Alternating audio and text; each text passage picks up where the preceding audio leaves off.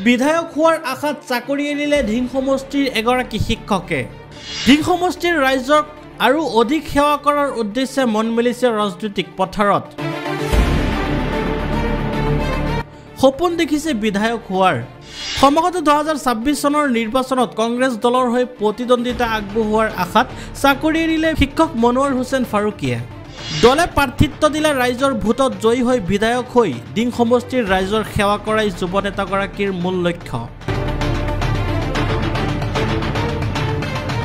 55 নং ধিং সমষ্টিৰ কংগ্ৰেছ দলৰ প্ৰাৰ্থিত্ব প্ৰত্যাশী যুৱ নেতা সমাজ সেৱক আৰু শিক্ষক মনোৱাৰ হুছেইন ফাৰুকীয়ে আগন্তুক বিধানসভা নিৰ্বাচনত কংগ্ৰেছ দলৰ হৈ নিৰ্বাচন খেলাৰ আশাত এৰিলে চৰকাৰী চাকৰি।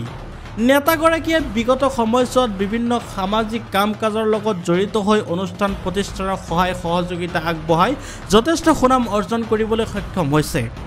পিছে নেতাগৰাকীয়ে এইবাৰ ধিং সমষ্টিৰ ৰাইজক আৰু অধিক সেৱা কৰাৰ উদ্দেশ্যে মন মেলিছে ৰাজনৈতিক পথাৰত। সপোন দেখিছে বিধায়ক হোৱাৰ। দলে প্ৰাৰ্থিত্ব দিলে ৰাইজৰ ভোটত জয়ী হৈ বিধায়ক হৈ ধিং সমষ্টিৰ ৰাইজৰ সেৱা কৰাই যুৱ নেতাগৰাকীৰ মূল লক্ষ্য বুলি সংবাদ মাধ্যমক জানিবলৈ দিয়ে।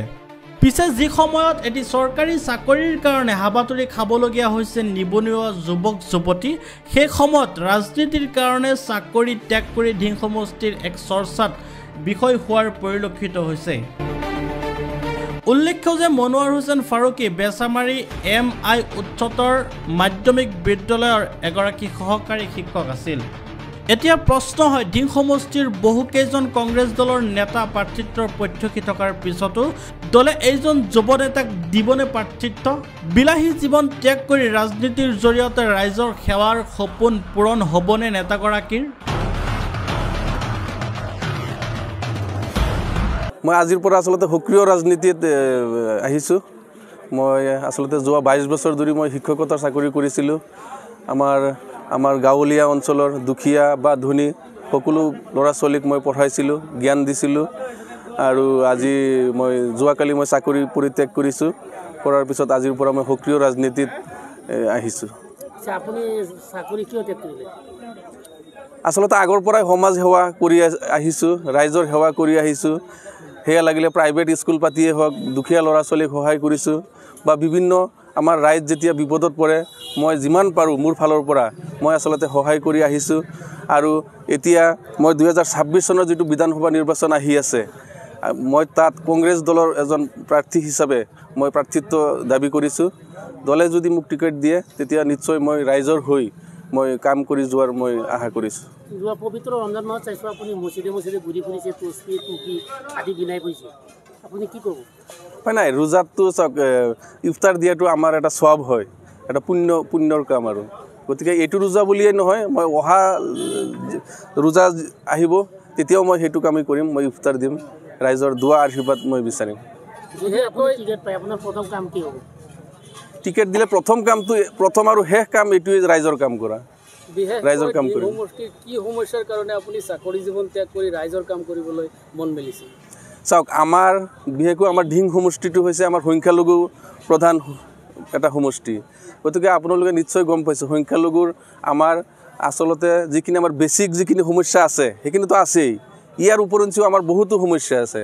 এতিয়া সেইবিলাক সমস্যাৰ ভিতৰত আমাৰ যিটো আইডেণ্টিটিৰ সমস্যা, যিটো আমাৰ পৰিচয়ৰ যিটো সমস্যা, আমি ভাৰতীয় নাগৰিক, আমি বাৰে বাৰে আমি পৰীক্ষা দি থাকিব লাগে। আচলতে আমাৰ মূল যিখিনি সমস্যা আছে, ধৰক নিবনুৱা সমস্যা আছে, আমাৰ কৃষকৰ সমস্যা আছে, আমাৰ ৰাস্তা ঘাটৰ সমস্যা আছে, আমাৰ বিজুলীৰ সমস্যা আছে, পানীৰ সমস্যা আছে, সেইবিলাক আছেই।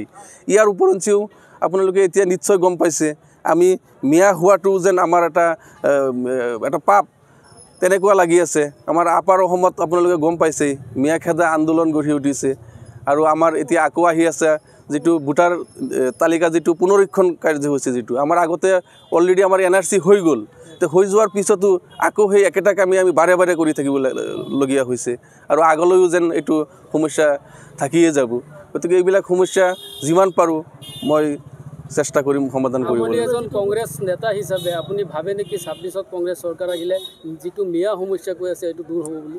নিশ্চিতভাৱে হ'ব, কাৰণ আগলৈকে যোৱা যিবিলাক কংগ্ৰেছ চৰকাৰ আছিল তেতিয়া আচলতে আমাৰ মিয়া মানুহেই হওক বা অসমীয়াই হওক, আচলতে কংগ্ৰেছে সদায় মানে হিংসা যিটো বিজেপিয়ে বিচাৰে, যিটো মুছলমান হিন্দু মুছলমান কৰি থাকে বিজেপিয়ে, কিন্তু সেইটো কংগ্ৰেছে নকৰে, যাৰ কাৰণে আচলতে চবেই শান্তিৰে আমি টোপনি মাৰিব পাৰোঁ। গতিকে কংগ্ৰেছ চৰকাৰ আহিলে নিশ্চিতভাৱেই সকলোৱে শান্তিৰে বসবাস কৰি থাকিব পাৰিব। আপুনি কেই তাৰিখে চাকৰি এৰিলে? চাকৰিটো মই যোৱা মংগলবাৰ দিনা এৰিছোঁ। কোনটো স্কুলত? Bechamari MISS school. অমানিৰ উচ্ছেদ কি ক'ব? যিটো উচ্ছেদ চলি আছে, উচ্ছেদ চাওক, চৰকাৰী মাটিত উচ্ছেদ কৰি আছে, তাত আচলতে আমাৰ ক'বলগীয়া নাই। চৰকাৰে মাটি চৰকাৰে উচ্ছেদ কৰিব, কিন্তু আচলতে নিয়মমতে হ'ব লাগে। এতিয়া চৰকাৰে একো সংবিধান মানা নাই, নিয়ম মানা নাই, উচ্ছেদ কৰক, কিন্তু তেওঁলোকক যাৱতীয় যিখিনি কৰিব লগা আছে সেইখিনি দি পেলাই তাৰপিছত উচ্ছেদটো কৰিব লাগে। সেইটোৱে চৰকাৰৰ প্ৰতি আহ্বান।